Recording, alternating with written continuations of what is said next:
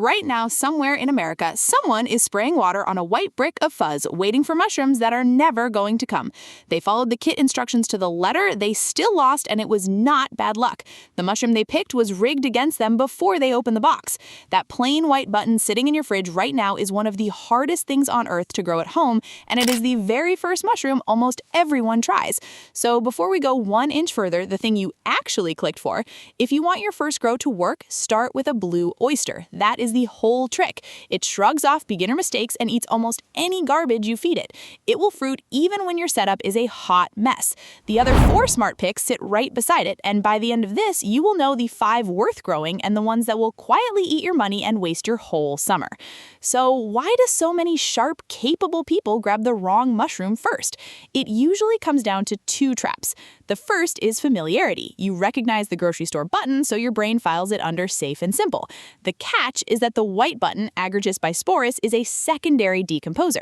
It cannot eat fresh straw or sawdust the way other mushrooms do. It needs properly composted horse manure that has been heated, turned, and pasteurized, and then it needs a separate casing layer of peat and lime spread on top before it will make a single pin. Skip the casing and you get a gorgeous white mat of mycelium that produces nothing at all. Start to harvest on a commercial button crop can run close to 15 weeks. That is a lot of room to fail on your very first attempt. The second trap is glamour. People fall for the expensive stuff at the farmer's market and want to grow that first. Morels are the classic heartbreak. They are mycorrhizal, which means in the wild they partner with tree roots, and they form a strange resting stage called a sclerotium before they ever fruit. Even the growers who have crocked the outdoor method will tell you a success rate around 40% counts as a good year. Chanterelles and porcini are worse for a beginner because you basically cannot cultivate them at home. They need a living tree to hold their hand. And there's a myth that trips up half of all first-timers. The idea that you can plant a stem butt from a grocery store mushroom and grow a whole crop. Those mushrooms were picked, chilled, and sat around for days, so the living tissue is usually too beat up and too contaminated to take off. Britt Bunyard, the mycologist who founded Fungi magazine and wrote a whole beginner's guide to this stuff, makes the same point in plainer words. The mushrooms worth starting with are the ones that rot dead wood and straw, because those are the ones you can feed and control. So these are the 5 I would put in a new grower's hands in order. Number 1, and the one I already gave away, is the oyster. In Japan, the gray ones are called shiitake. This is the mushroom hiding inside almost every spray and grow kit you have ever seen. And there is a reason for that. Oysters are aggressive. Their mycelium colonizes so fast and so hungrily that it tends to outrun mold and bacteria before those competitors can get a grip, which is exactly the cushion a beginner needs. Difficulty is about as low as it gets. For prep, you do not even need a pressure cooker. You can pasteurize chopped straw in hot water around 160 to 175 degrees, drain it, mix in the spawn, and pack it into a bag with a few air holes. They fruit at normal room temperature, and you can pull a first flush in 3 to 4 weeks. If you drink coffee, oysters will happily eat used grounds mixed into pasteurized straw or even damp shredded cardboard, which makes them close to free to grow. The most common beginner mistake is starving them of fresh air. Oysters breathe out carbon dioxide, and in a stuffy closet, they grow long, spindly stems with tiny caps that look like alien coral. Crack a window or add a small fan, and the problem vanishes. In the kitchen, they cook up meaty and mild and soak up whatever you sauté them in. And now the fact that surprises everyone.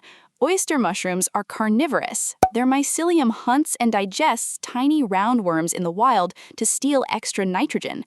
You are growing a predator on your counter. Number 2 is the wine cap, also sold as the garden giant and in Germany, the brown kappa. This is the easiest mushroom on the whole list if you have a shady patch of yard, because you skip the sterile lab stuff completely. You skip the bags, the fruiting chamber, and the humidity gauge.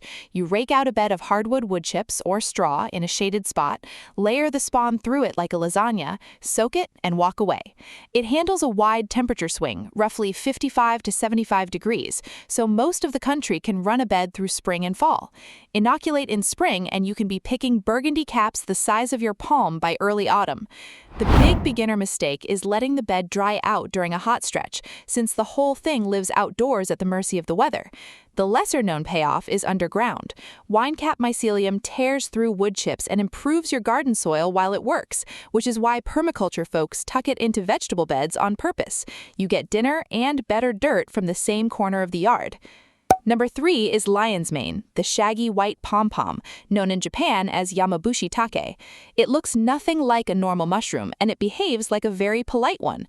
It fruits happily at room temperature, so you are not chasing a thermostat all week. You grow it on a block of hardwood sawdust with a little bran, cut one small slit in the bag, and the mushroom pushes out through that opening like a cauliflower made of icicles. Difficulty is low to moderate. The one thing to avoid is cutting too many holes or letting the surface dry, which gives you pink or brown tips instead of clean white. Torn into chunks and pan-fried in butter, it has a real crab or lobster flavor. It has also been studied for possible effects on nerve growth and memory, and the early work is interesting, though I want to be straight with you here. This is not medicine, and nobody should grow a mushroom expecting it to replace a doctor. Now the odd part. Lion's mane has no gills and no pores. It drops its spores off thousands of little dangling teeth, which is why scientists file this whole group under the tooth fungi. Number 4 is shiitake, the forest mushroom, called shanggu in China. This one asks for patience in exchange for the biggest payoff on the list. Indoors, you grow it on a supplemented sawdust block, but the classic method is to drill holes in a fresh-cut hardwood log, hammer in plug spawn, seal the holes with wax, and lean the log in the shade. It takes 6 months to a year for a log to wake up, but once it does, that single log can fruit every year for up to 5 years. A neat trick, you can shock a colonized log into fruiting by dunking it in cold water overnight, which fakes a heavy rainstorm. The common mistake is letting your logs dry out during that long wait, because bone-dry wood kills the colony inside. Shiitake is meaty, smoky, and holds up in a stir-fry better than almost anything.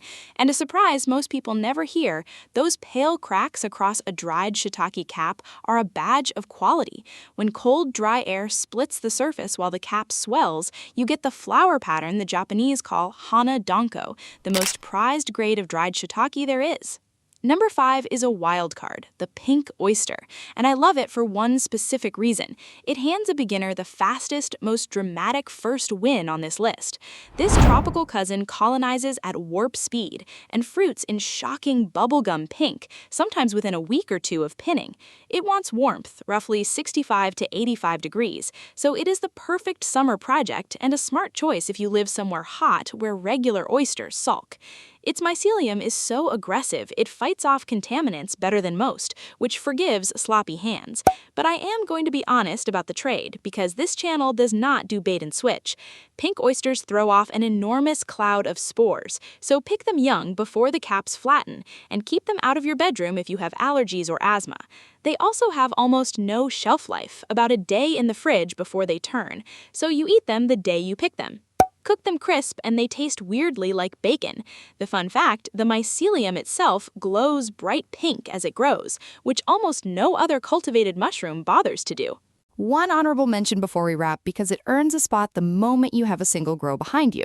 The elm oyster, Hypsezagus ulmarius, is the quiet overachiever nobody talks about. Despite the name, it is only a cousin of the true oysters, and it grows on the same cheap sawdust and straw. It shrugs off the stuffy, high carbon dioxide air that leaves other mushrooms leggy, and it barely sheds any spores at all, which quietly fixes the one real headache the pink oyster hands you. It fruits as firm, meaty white caps that keep their shape in a hot pan and hold up for days in the fridge. So look at what just happened. The mushrooms that scare beginners, the buttons and morels and chanterelles, are the ones that demand compost science, tree partners, or a small miracle. The 5 that reward you first, oyster, winecap, lion's mane, shiitake, and pink oyster, all pull off the same simple trick. They eat dead wood and straw, and they let you watch them work. Grab a blue oyster kit or a bag of straw this week, add a winecap bed in the yard when the weather turns, and you will learn more in one grow than a month of reading ever taught you. If this video is informative, then comment yes. That motivates us to produce more videos like this.